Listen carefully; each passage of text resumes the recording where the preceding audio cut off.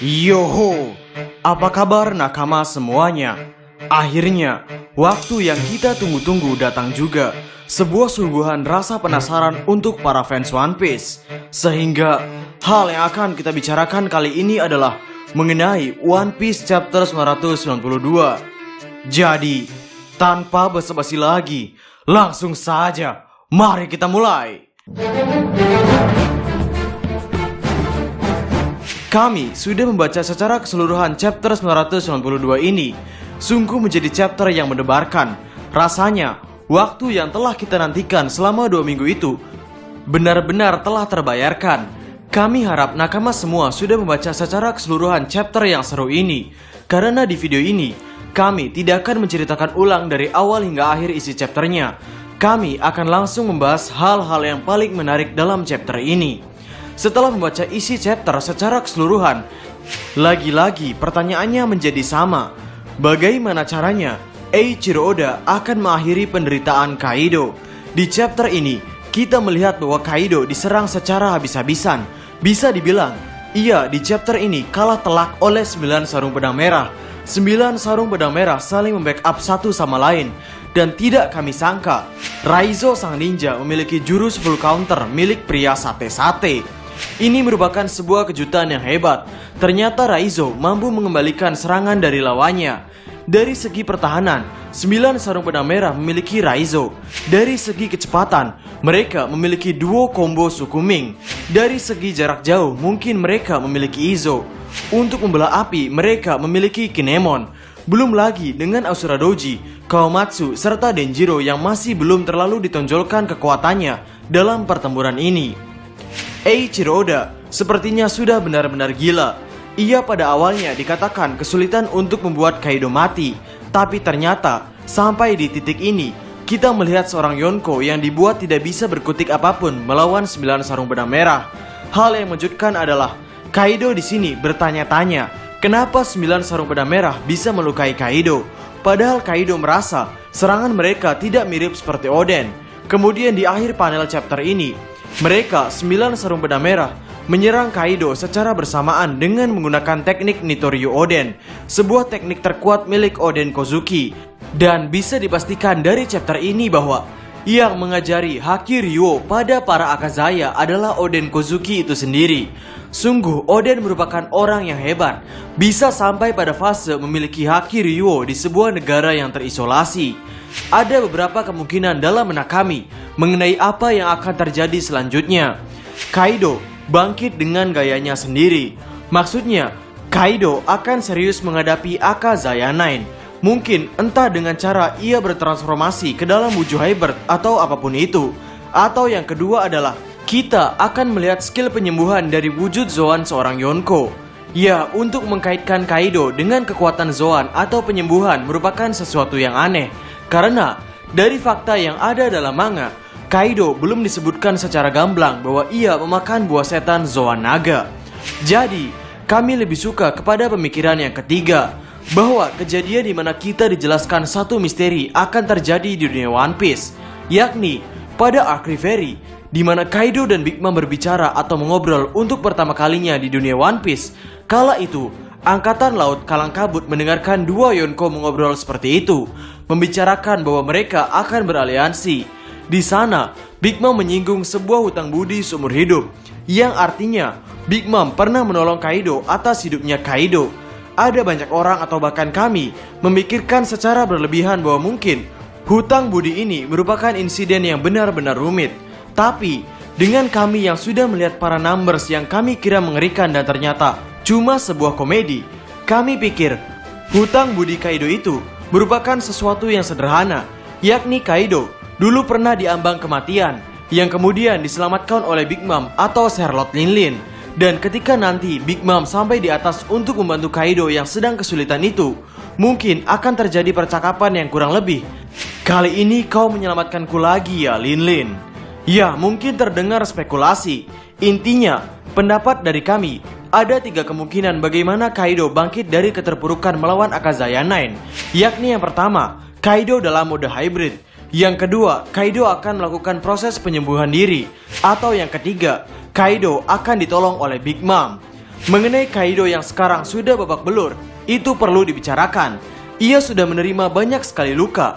Jika memang Kaido tidak bisa menyembuhkan dirinya lagi dengan luka yang sebanyak ini, kami pikir Kaido bukan lagi orang yang cocok untuk dikalahkan oleh Luffy.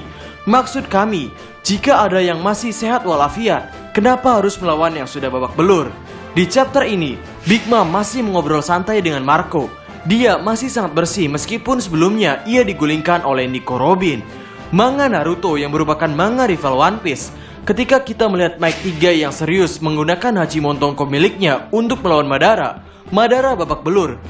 Madara mengaku hampir mati karenanya. Tapi Madara bisa meregenerasi dan menyembuhkan diri. Sehingga ketika Naruto sang tokoh utama melawan Madara, kita melihat Madara masih menjadi sesuatu yang utuh. Ada kemungkinan bahwa Kaido bisa regenerasi, tapi sepertinya ada satu serangan yang bahkan sampai sekarang masih belum bisa disembuhkan oleh Kaido meskipun sudah 20 tahun lamanya, yakni serangan Nitoryu Oden. Dan di chapter ini kita melihat bahwa intinya serangan Oden Kozuki itu dilapisi dengan Haki Ryuo.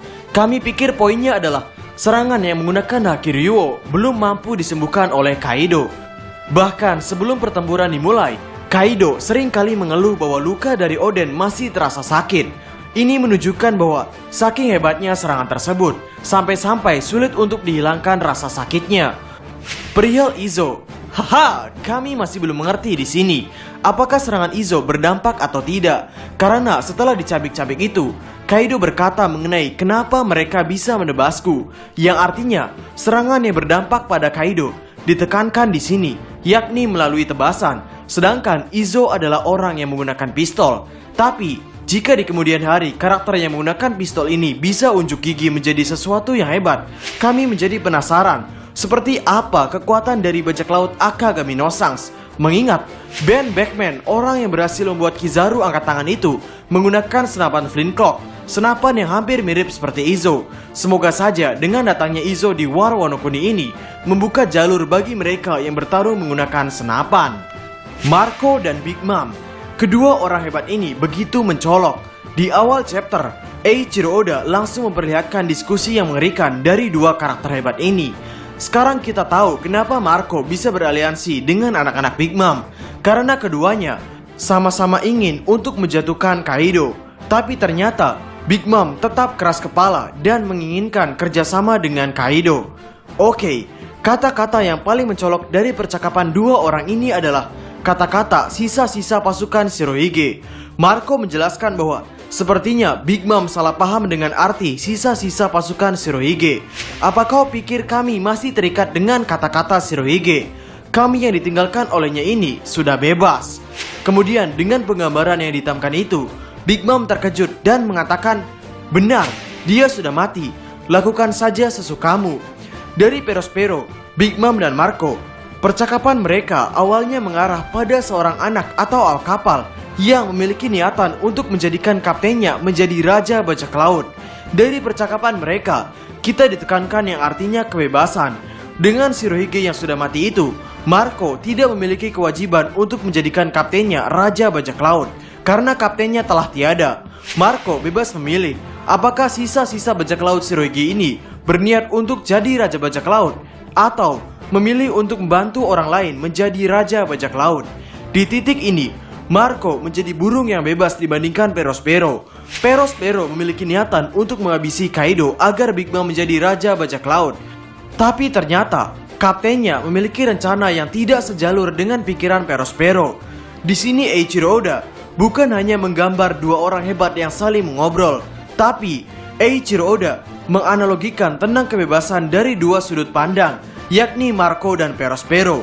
Marco bebas untuk beraliansi dengan siapa saja asalkan memiliki tujuan yang sama. Lalu yang satu, Perospero berniat untuk menjatuhkan Kaido, yang karena itu ia beraliansi dengan Marco. Tapi ternyata niatan Perospero ini tidak disetujui oleh kaptennya. Menurut kami ini merupakan sebuah panel yang brilian untuk menunjukkan analogi kebebasan beraliansi. Jadi itu saja teori mengenai chapter 992. Bagaimana menurut nakama semuanya?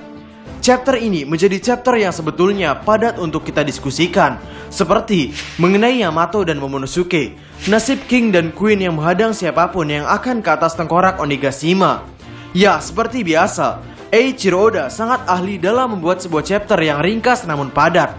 Mungkin untuk diskusi-diskusi tentang Yamato ataupun King itu, kita diskusikan bersama-sama dulu di kolom komentar di bawah. Sehingga berikan komentar kalian atau berikan koreksi kalian semua atas teori kami tersebut di kolom komentar di bawah. Jadi, kami Markas Gorosei dan terima kasih banyak.